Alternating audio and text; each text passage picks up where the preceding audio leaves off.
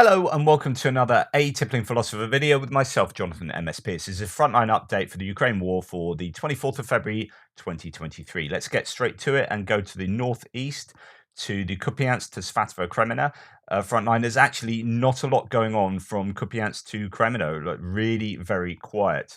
The first things to say are that there has been shelling in the Dvorichna area. As per the Ukrainian SES, Russian artillery targeted Ukrainian emergency vehicles responding to an earlier shelling attack at the village council building.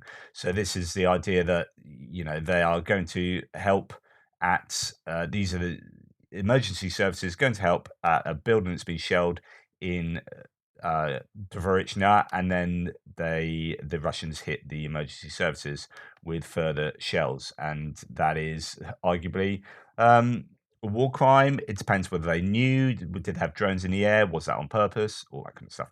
On February 23rd, Russian hit an administrative building in Dvorichna, Kharkiv, with preliminary S-300. These are the surface-to-air missiles being used again in their ground-to-ground mode, which are far less accurate. Makes you wonder why they're using those missiles or not missiles that are better, because arguably they don't have those better missiles in stock, at least to the degree that they need them to be firing them at Kharkiv, at Dvorichna. So that's injuring two, according to the Oblast head, and this is the result of S-300s being used. Looks very much like a residential building, but then, an administrative building, it says here, but then you don't know that. I mean, this is fairly close to the front line, so it could be that building was being used as accommodation for Ukrainian troops. You just don't know. That's what the Russians will be saying. Ukrainians will be saying that is an administrative building. There's Dvorichna, so the shelling and the S-300 attacks taking place there. The emergency services going to help and then getting shelled as well. But other than that, no real news. Coming down to Stelmakivka around, so we've got, where have we, have I gone? No, we have got Svatova over here, and there has been repelled attacks apparently around Stelmakivka. But then really, that's it. Very quiet all the way down to Kreminna, which is not maybe what you'd expect on the day before the 24th, which is the year anniversary of the war. But perhaps it's all going to happen today. We know the Russians are pretty good at using dates symbolically. Putin likes that. It could be that today you see a real ramping up of activity along the front lines, particularly maybe in Bakhmut. As you can see here, Rebar says of the Starobilsk direction, that's the entire Svatova, Kupiansk down to Kreminna front line. The sides are not conducting any offensive actions in this sector, or the front artillery duels are taking place along the entire front line. Well, there you go. Defmon says Kreminna to Seversk, the 75th 6th Guards Air Assault Division and bars are slowly advancing in the Kreminna area. The AFU repulsed attacks in the area of Bilorivka and the Kreminna forest. So he's saying that there's slow advance around in the forested area to the south of Kreminna and perhaps to the west as well. Poulet-Volon's map has actually no arrows for to the west of Kreminna and further up north, and just basically in a forested area and around Bilorivka. So I find that fairly revealing.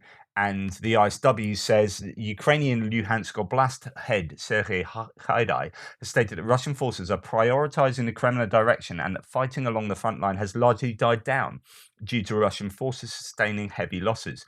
A Russian mill blogger posted footage yesterday purportedly showing the reserve bar's commander artist in Bilorivka, claiming that Russian forces continue to attempt to seize the settlement, but the same mill blogger also claimed the Russian forces made an unsuccessful effort to attack Bilorivka and advance on Zarichny from Dobrova. So just to let you know where that is, we've got Zarichny down here, we've got Dobrova there, and this is the attempt to move from there westwards has failed, according to Russian source themselves, and indeed on Bilorivka down here, failed attacks on that, and that still holds out as far as the Ukrainians are concerned. So really, just not a lot going on there. And then we come to Bakhmut, where actually things are happening in and around Bakhmut.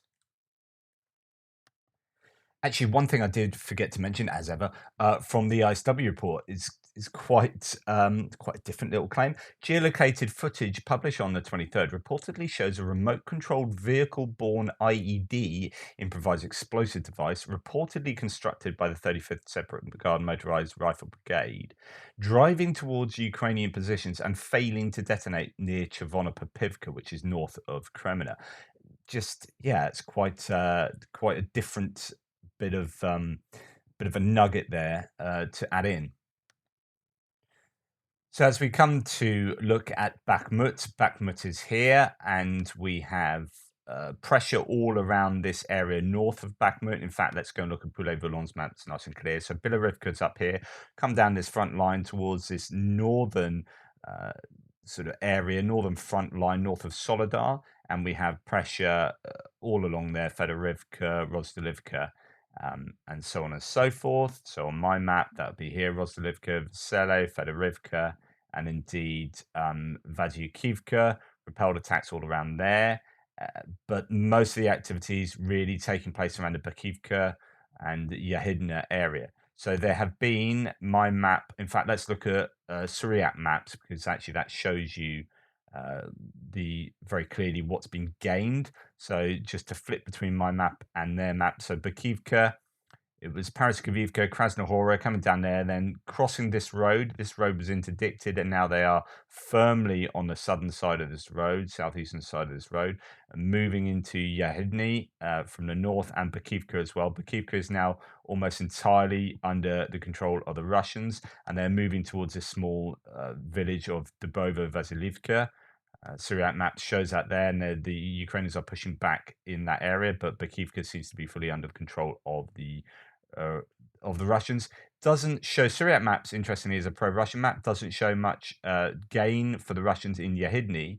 But if you look at the pro-Ukrainian mapper, deep state maps, actually, it appears that the Russians have gained basically all of this.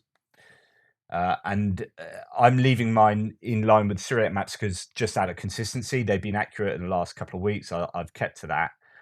But it could well be that actually the Russians have pushed further to the north there and are moving down into the northern tip of Bakhmut. This is what the ISW is saying, the very northern tip of Bakhmut, through the northwestern outskirts of Yahidny. So that is there's movement there. There's marginal gains on the eastern side. I've added this little area there, gained by the Russians, 3 blocks or so, and coming down into there. And there is geolocated footage of video of Prigozhin, Yevgeny Prigozhin, the leader of the Wagner mercenary group. There are 7 different geolocations of him with his forces around here, Patrice Lumumbi Street. So he is very near to the front line. Could conceivably endanger himself if he was hit by some lucky Ukrainian shells. Other than that, lots of pressure coming in, as I say, from the east, from the south, and a little bit of gained territory down to in that southern area as well. Let's look at Syriac maps to show you what gains they have made. So here is Bakhmut as a whole, and some gains up there on the eastern outskirts. There's still pressure all along here, and then around the cemetery area, and then there's some regaining of some gaining of territory, sorry, towards that road that goes out to Ivanivska over there. Now, apparently, they have made some gains. It's not reflected on my map here. No mappers have categorically got that gain in, but it looks like the Russians have made some gains further back towards this highway. ISW does mention that here. Millblog has also remarked that Wagner has partially regained control over lost positions along the T0504 Konstantinivka Chezivya Bakhmut highway, thereby blocking the route and approaching the southeastern outskirts of Ivanivska. Footage posted by Wagner Group Financial has him visiting the troops within 500 meters of the front line. So that is pretty risky. But yeah, so they could be that there's indication from some Russian mill bloggers that they might have interdicted the road somewhere along here, the Russians. We know from geolocated footage that there was fighting from 50 meters away from the Ukrainian troops around there. So the Russians appear to have been around there at some point, but I can't be sure of the dating of that. But anyway, there is Bakhmut is being slowly encircled. There is a lot of pressure from the north. There's still pressure going on in the south, although some people seem to think that the Russians are concentrating much more on the north at the moment. Poulet-Volon's map shows lots of red lines, and where there was a yellow, lots of red arrows, and where there was a yellow arrow towards the southwest, now that you've got red arrows, just lots of pressure all over the place. And even I'm going to see whether they've got more Russian territory to the south than other mappers. Actually, I take that back. Poulet-Volon, I have my red line going across there, so they don't have the Russian control of this area there, where I think most other mappers do. So I think Poulet-Volon might be a little bit behind on that southern area just north of Opitny. Anyway, that's what's going on in Bakhmut. It is, as I say, difficult stuff there. And then we come on further down south, going past. If you look at Poulet-Volon, has some mapping of this past New York towards Avdivka. So come down past New York here, and there is activity around Novobakhmutivka and Krasnohorivka. Pressure from the Russians, kind of all along here. Quite a lot around Avdivka, to be honest, both north, east, and south. So there are Ukrainian claims that the Russians have up. There's a big uptick of activity for the Russians in both the Avdivka and the Vuhledar directions.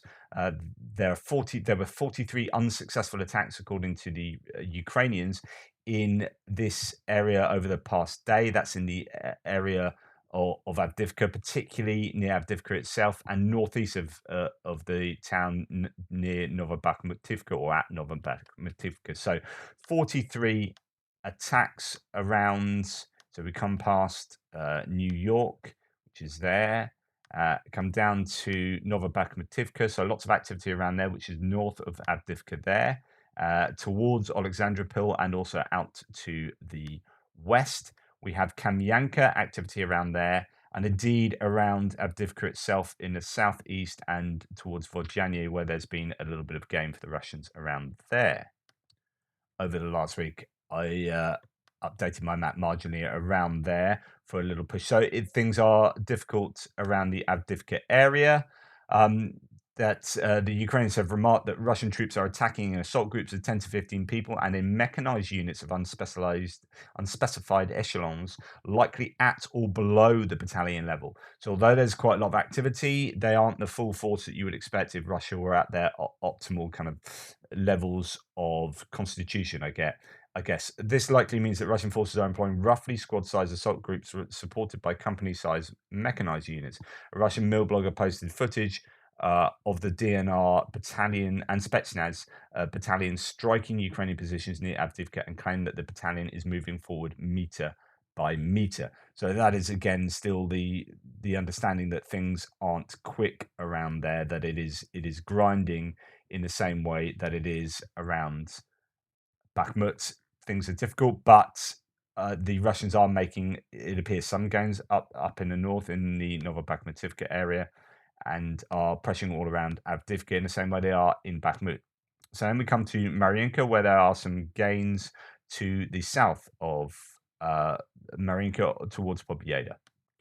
So this is according to Syriac maps that say the Russians have made some gains towards Pobyeda in some apparently very important Ukrainian trench lines around here. So let's do a bit of real-time map changes. And it looks something like that. So this area of fields with some entrenchments there has now been taken by the Russians, and the reason that's important is because it allows the Russians to further encircle, or attempt to encircle, Marinka. So we have this movement up the north that we saw last week, where they took over the agricultural warehouses just up here, and then now we have this gain down south. So it does look like the Russians are trying to get around, which makes sense because they can't get through. It's a long, thin town, and they've struggled for a very long time to get through there, and it's been bogged down in this central area for months. And so Pobjeda has been this key for them to take, which is stopping them getting past this kind of axis here. And if they can do that, then that allows them this southern um, route, as well as trying, the northern route, and trying to link those two up beyond the watercourses. That would make the most sense, and that cuts off their lines of the Ukrainians' lines of supply. But whether that will happen, we shall see. I don't know whether the Ukrainians are sending in reinforcements to that area at all. Um, The ISW says here, on the southwestern outskirts of near Marinka, Pobjeda, and Novomikhailivka, a geolocated footage shows that Russian forces have advanced to Pobjeda, indicating that Russian troops have likely made additional gains south of Marinka in order to reach the Pobjeda area. Um, Russian mill bloggers claim that Russian troops continue attacks along the northwestern outskirts of Donetsk city, and that DNR fighters are making territorial gains within Marinka itself. So it depends whether you take those claims as accurate, but it could be that within Marinka the Russians are making some gains too. So it's looking pretty tough for the Ukrainians there. And we hear in Vuhledar that there is an uptick in Russian activity there too. Actually, I just want to add a little bit on Marinka from Rebar. So Rebar say that they launched the Russians. So let's go back to the beginning. Positional battles in the city center continue in Marinka due to the difficulty of the assault. Russian forces are trying to cover the city from the south and north. They launched an offensive to the south towards the village of Pobjeda and were unable to enter it. But later, the servicemen, lacking support from other units, had to withdraw and take up positions on the road to Pobjeda, southwest of Marinka. Clashes at the site continue. So I am actually going to take that back a little bit. So that is to say that they couldn't get into Pobjeda itself and had to retreat. And I guess it's to this road here where they are set up, rather than back. It could be to the west-east road. I don't know. We'll see over the next couple of days. But Syriac Maps has them gaining this territory and knocking on the door of Pobjeda, and it appears that they were repulsed from Pobjeda itself. But yeah, on to Vuhledar. So according to the UK MOD, there's an uptick of Russian activity there. Not 100% the UK MOD are always on it in a very timely fashion. Sometimes I think OSINT is ahead of them. Sometimes I think they are just reading OSINT, open source intelligence. So I don't take that with a little bit of pinch of salt. However, Russian mill bloggers are claiming that Russian forces are fighting southeast of Vuhledar between Pavlivka and Mikilska, as well as Prechestivka, which is to the west of Vuhledar. Remember, Vuhledar is this place on the heights where they are fighting downhill, so the Ukrainians have an advantage, got line of sight from these tall apartment blocks where they can hit Russian forces or spot artillery. Artillery is very active around there, and there's lots of mines. Mines are being thrown up by artillery and laid by sappers as well, so you get a lot of Russian material being destroyed in the area. It's been very difficult for the Russians, and it seems like the Ukrainians have some purchase now in between Mikilska and Pavlivka. So that activity is still taking place. Not too much detail on that, or indeed much of the rest of the Zaporizhia front line. There's fighting again in a place called Nova Andilivka, which is, let me just find that.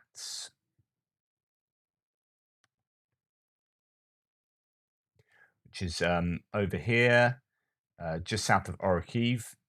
So that, just to let you know where that is, we've got Vuhledar over there, and all the way back over here past Velika Novosilka, past Heliopol to Orikhiv, on the way to Kamyanska, and you have this town Nova Andriivka. Nova Andilivka, the one to the east. So there's fighting towards there from Roboturne. And anyway, so routine artillery battles taking place, usual stuff. The Ukrainians are claiming that the Russians are putting in new equipment near Novokukhovka and Kukovka, so in around this area, new equipment being put there. I just want to say, so the Russians have claimed that they have now fixed the Kerch Bridge. So the road spans on the Kerch Bridge, and that it is essentially has been fixed a month before schedule. Just to let you know how far the Kerch Bridge is from, um, being able to be hit by sort of rockets from the Ukrainians. Oops, what have I done? It is a good distance away. So you're talking sort of 300 kilometers. Um, that's out of range of GLSDB as well. So in order to hit there, you would have to be within uh, within a much shorter range. So it's after an offensive. Could you hit there? Yeah, you could probably hit that with GLSDB. So it would be able to be hit after an offensive that was successful if it got down to the coast. Otherwise, you'd have to have a different type of munition, such something like an ATACMS to take out the bridge again in Kerch. I guess trying to take it out with drones again or not again, drones or lorries or some such other method is probably beyond the Ukrainians right now, because that will be protected. You can bet your bottom dollar the Russians have put the surface to air missile systems and air defense systems in there, and it's tightly controlled to protect it from USVs, so unmanned sea vehicles. Anyway, that's the Frontline update for the 24th of February. Hope that's of use to you. Please like, subscribe, and share. Thanks for all your support. Really, really super appreciate that. And again, a massive shout out to Jan Narkowicz, who is a legend. I really appreciate all the support you've given the channel, and fantastic cup of tea being delivered as well. Like that, you can't ask for more in life. Anyway, really appreciate your help and support. Take care.